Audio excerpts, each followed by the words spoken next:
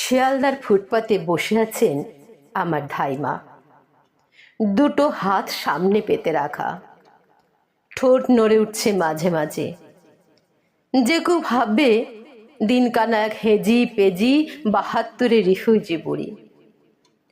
আতুর ঘরে আমার মুর্মুষ মায়ের কোল থেকে উনি একদিন আমাকে বুকে তুলে নিয়েছিলেন।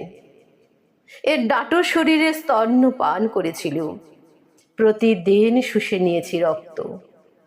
ধাইমার কুড়োর গন্ধ মাখা বুকে শুয়ে আমি চিল কান্না কেঁদেছি। রোদ্দুরে পা ছড়িয়ে বসে আমাকে তেল মাখাতে মাখাতে কত আধিক্ষেতা করতেন। মামাসিদের কাছে পরে কতবার শুনেছি সেই গল্প। আমার ভেদ বমির সময় অমাবস্যার মধ্যরাতে স্নান করে তুলে এনেছিলেন গন্ধ বাদালির পাতা।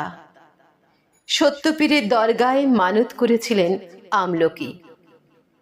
প্যান্টের পকেটে হাত দিয়ে আমি সিকির বদলে 10 নয়া খুঁজছিলাম। দিন কানা বুড়ি চাইছিল, দুটো পয়সা দে বাবা। ধাইমা, তুমি প্রথম আমার চোখ ফাঁক করে দিয়েছিলে গোলাপ জল, দেখিয়েছিলে পৃথিবী। ধাইমা, এ কোন পৃথিবী আমাকে দেখালে? বুড়ি সর্বনাশিনী, আমাকে কেন বাঁচিয়ে রেখেছিলি এই অকল্পনীয় পৃথিবীতে?